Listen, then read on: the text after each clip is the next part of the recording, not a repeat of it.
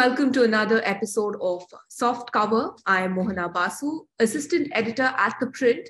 And with us today, we have Mr. Mukesh Bansal. Everyone may know him as the founder who, made Myntra a success story. And after that, right now, he is the CEO of Cure.fit, which of course is a chain of gyms across the country, but it's much more than that. It's a holistic experience of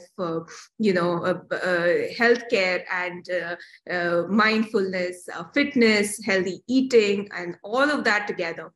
Thank you so much for joining us here today. And we are here to talk about Mr. Bansal's latest book, which is called Hacking Health.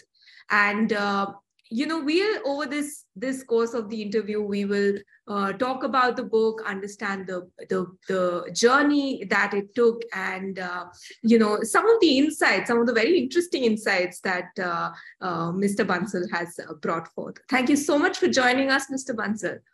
Thanks, Mona. Looking forward to this conversation. So, coming to the journey of the book itself. So what is it that led to the genesis of this book? Yeah, health is something, I'm quite passionate about, both personally and now professionally through Cure.fit as well. I have always been very active in my life. I got into gymming and bodybuilding in my 20s. And since then, I pursued a variety of fitness regimens, diet regimens. At some point, I discovered the benefits of mental health and focusing on meditation, etc. Of late, being exposed to a lot of tracking devices, which tells you so much about what you can learn about your own health. But Right. During this journey, I also realized that there is a lot of misinformation out there. Science of health keeps evolving. There are a lot of things people just blindly believe in without knowing exactly how did we arrive at their understanding. So I wanted to, for myself, understand really what is the true story of health. What do we know clearly, what we don't know, how the science is evolving, and then what are the practical tools and tips that people can use in their respective lifestyle. So in many ways, book is culmination of that effort, of course, validated by all the work we have done at Cult. Through Cult, we have helped millions of people achieve their own health journey, and there's been a lot of trials and errors along the way that we learned from. So I have also baked in that learning. So in some way, the book is for anyone who wants to develop more in-depth understanding of health, what works, what doesn't work, and obviously most importantly, what can I do in my own life to pursue a healthy lifestyle. Right. So, I have a copy of the book with me, which is very nicely wrapped. So we'll just unveil this for our audience so that they can see the cover. Excellent. And it's very in line with, Cure.fit's brand and its brand colors and what it looks like. Here, this is what it looks like. So it's called Hacking Health, and it's the only book you'll ever need to live your healthiest lifestyle. So, while I was going through the book, it seems like there's a lot of research mentioned in this. Right. Do you actually read health research as a pastime? Like how This is there were a lot of studies being. Look, I've been looking into this space for more than 10 years now. So a lot of this, accumulation of all that effort.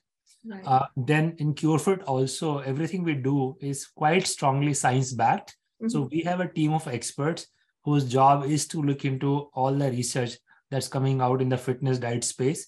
So I benefit, from a lot of that research as well, because that's what we do day to day, to design solution for our customers.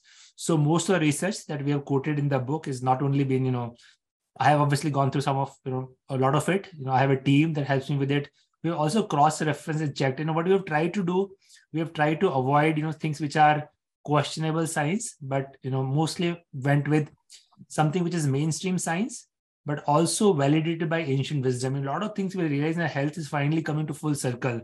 Things like, intermittent fasting and meditation, right. And, aligning your eating patterns to circadian rhythms, etc. Right? It's something, people have been talking about since ancient time as well. So it's a culmination of, both that science and accepted wisdom, validating from both lens. Right. When you talk about intermittent fasting, you did bring in the example of how in the past, when we were, when our ancestors were Right. living the hunter-gatherer Right. lifestyle, we did have that interspersed, in the way that the life was. You didn't Right. get food all the time. So can you elaborate a little bit about Absolutely, yeah. Yeah, see, for fasting, has been a kind of journey for me, as you rightly mentioned, growing up, we would see that all the adults will, fast for some reason or other, mostly around some kind of religious, festival. And as a kid, you'll wonder, why will somebody willingly not eat in Mhm. some kind of fasting regime, even for multiple days in a row? But, for last many decades, scientists have been trying to understand, exactly how our bodies function, and when we're in a fasted state, what happens to our body. And I think now it's a very well established mainstream science that the our bodies evolved to be able to consume calorie both from outside as well as from within our body.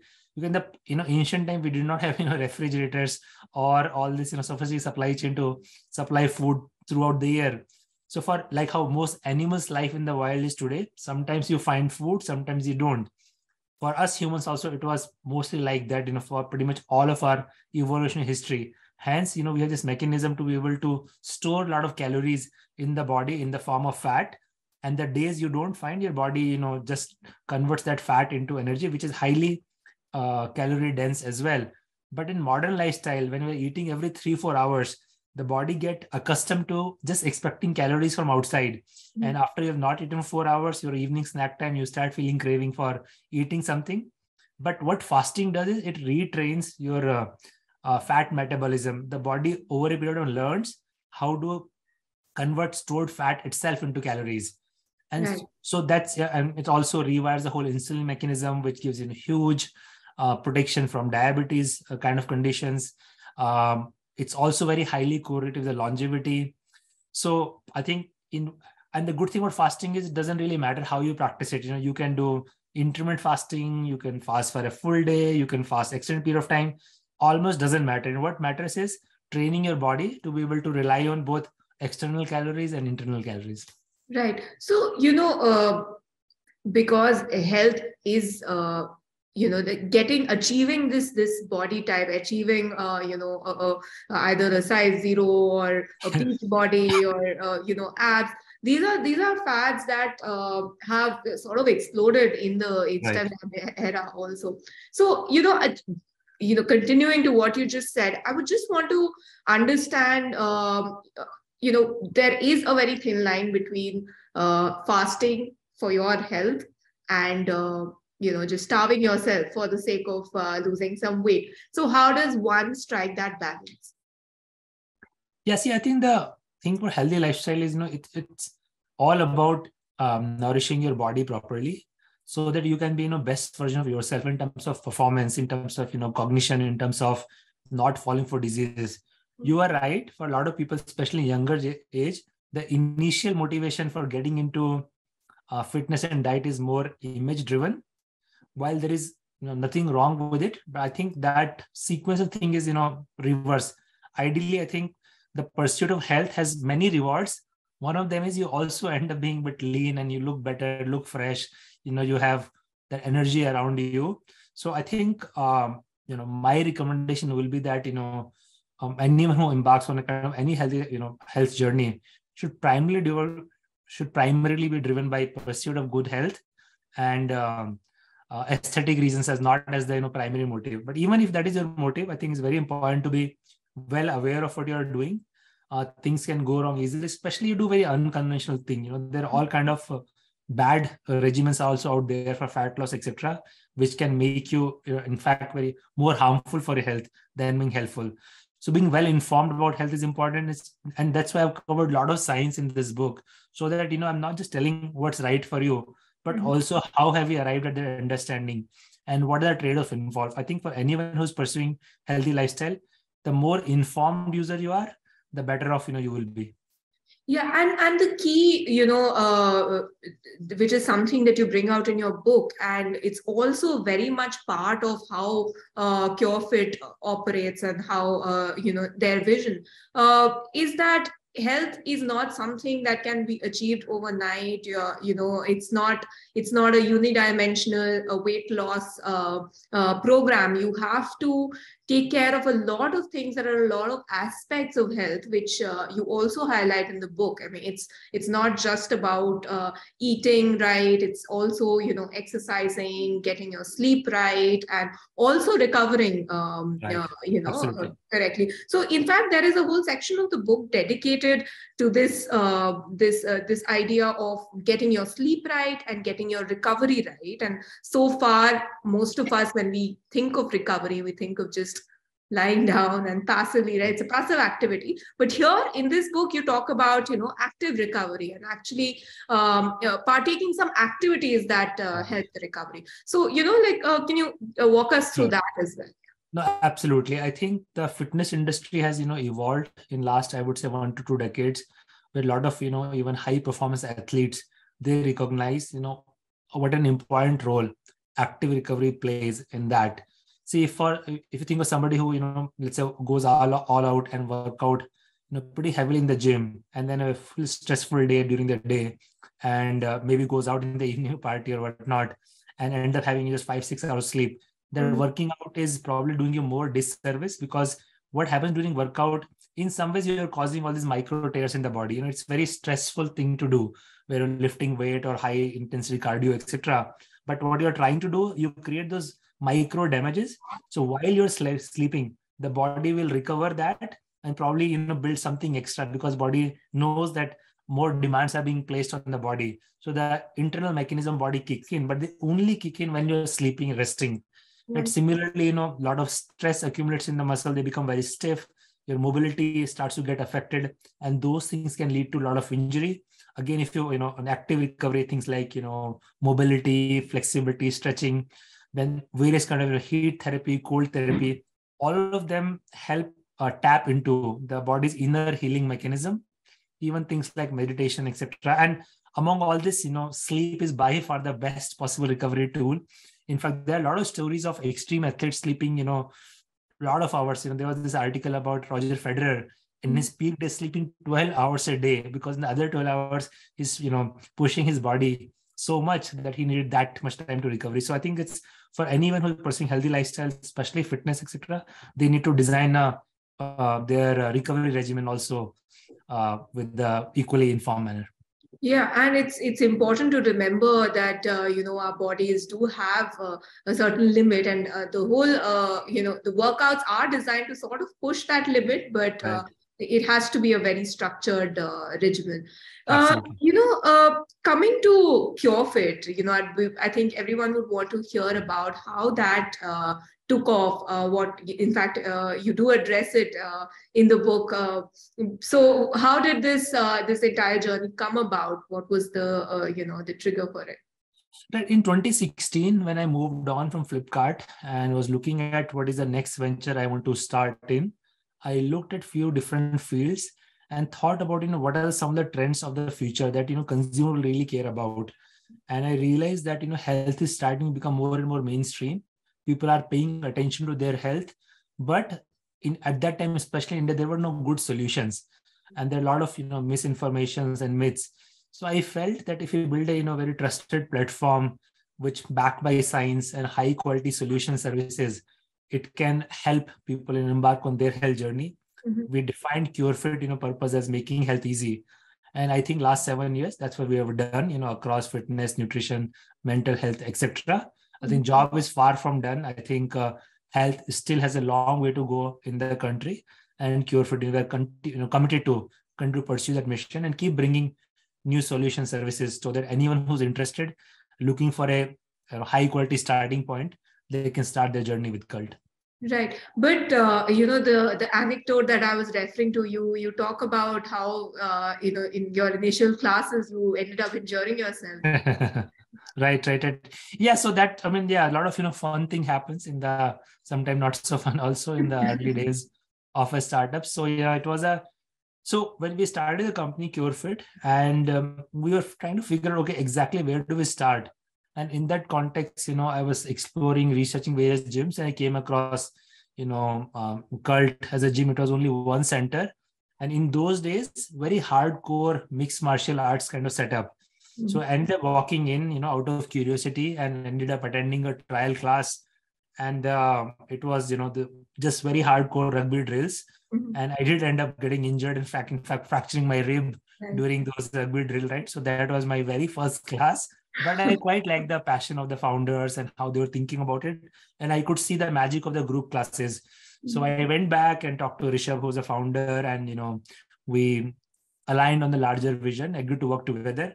And obviously, over a period of time, we made Cult, workout more mainstream, obviously safe from injury, etc. And a lot of thought process now goes into designing, training, and all of that. Yeah, but yeah, it was a rocky start. Yeah, not many people would, continue after having their ribs broken, Entrepreneurs especially. require that persistence, right, and foolhardiness, right? So maybe That that's is the true. example That right there. is true. Yeah. So, in fact, that is one of the things that you talk about in when you're talking about recovery, that if you end up injuring yourself to the point that you can't work out for the next few weeks, that's also not something desirable. That is Right. not what you would want, just for the sake of being able to lift more weights and Right. whatnot. So, talking about coming back to this idea of having a perfect body, or like for men, it can be abs. I think Shah Rukh Khan's Yeah. journey has been, that was something that made news, and similarly Kareena Kapoor's journey with her size zero body. But both of these were not, they're not the healthiest way to look at fitness, which is again something you address. That in fact you do say that, talking about that uh, basically you can get abs only when your diet is almost at the point of a starvation diet, and there's very little body fat, which Right. can be unhealthy. Yeah, no, so look, there is a difference between having abs, right? You can have very strong ab muscles, Mm-hmm. but then we all have natural fat layer also, which is there for a reason. Fat is quite metabolically active. I think for most people, even if you're on the leaner side, something between 12 to 20% body fat is very healthy range. If you deprive yourself of that fat range because you want to, look fully chiseled, you have Mm-hmm. to somehow, get rid of all that fat, right? By extreme fasting and reducing salt intake and so on. And you can achieve that, which may look aesthetically great on the picture, but really, really bad for you. No one with the, very visible chisel six pack is generally in good health, because you create a lot of long-term damage, to get there. So I'm personally obviously not, in general won't recommend. Obviously, all of us personal choice. Mm-hmm. Sometimes, all of us prioritize aesthetic goal above other things. I'm no one to stop anybody from doing that. Mm-hmm. But at least from what my understanding of science is, that very dangerously low level of fat, which is required for a size zero body or six pack, are not good for you. Right, right. And usually we see that there are two kinds of people who, when they are into health, there are two kinds of people. One that looks at pumping iron in the gym, and like that is considered hardcore exercise. And then yoga and these kind of ancient the Right. older forms of activity, these are considered to be softer forms of health. Right. So, what is your opinion on that? Yeah. As far as I understand from the book, Sure. you feel like it should be a balance of the two. Yeah, I think the crux of the fitness boils down to movement. So our bodies are designed to move. In fact, a lot of entire, human evolutionary history is, through movement, we are able to do so many things. A big portion of our brain is dedicated to processing things, like visual processing, hearing, etc. All of those are, evolved so that we can, move in more efficient manner, right? So I think my understanding is that any activity which, leads to movement, and movement, sometimes you're balancing things like in yoga. Sometimes your heart rate increases when you're doing running on a treadmill or biking or swimming. That's good for you. Sometimes resistance training, now you can lift weight for resistance training. Sometimes, even in yoga, many asanas, you just your body as a weight when you're trying to balance, squat positions or warrior pose and so on. So I really at this point believe that it does not matter how you move, as long as you're moving throughout the day. Walking is an outstanding form of exercise, combined with something which takes your heart rate up, something which puts some resistance on your muscles. Resistance causes those muscles to grow proportionately. And then people also get bored of different workout regimes. So I find for personally, every year changing and learning something new is interesting. Like these days I'm learning Pilates and also exploring aerial yoga. Next year will be something else. Last year I was dabbling with some dance formats. But I really believe, as long as you're moving, sweating, doing some resistance training, and also having fun in the process is going to do wonders for you. Right. I mean, it's very difficult to follow a fitness regime if you're not enjoying yourself through it as well. Right. Coming to diets, that is again another very contentious field. I feel like there is a lot of information out on the internet that prescribes different kinds of diet, and you do talk about keto, which became very popular. Right now I think there is a better understanding of that diet, and there are lesser people. A lot of people have tried it and failed it, and then moved back to, I think now fasting became. So what is it, how did this idea of keto, where did it come from, and what do you think is it a good diet? Yeah.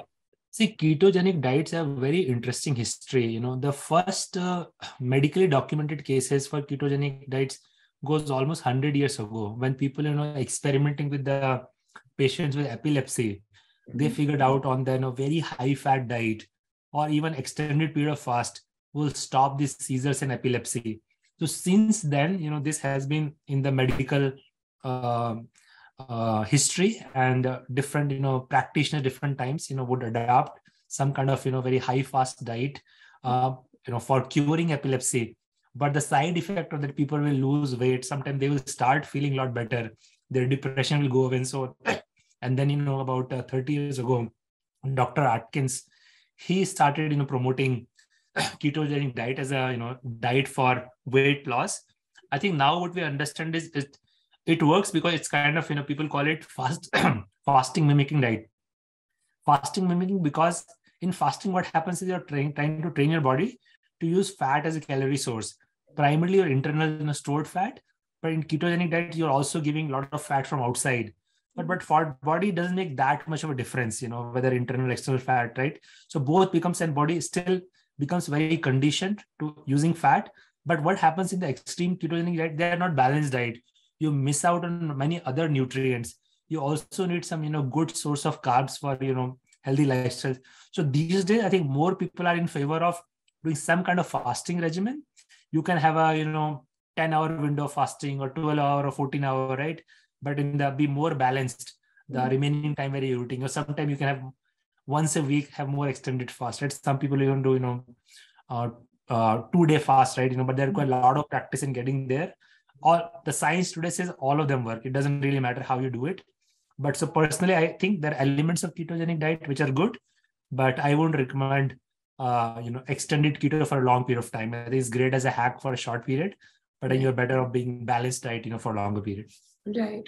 And in fact, another thing that, that right in the beginning of the book that you talk about, which is calories, like our understanding the very basic, the first thing that we learn, and if anyone tries to start their fitness journey, is that they need to count their calories, how much are they eating, and are they burning that much.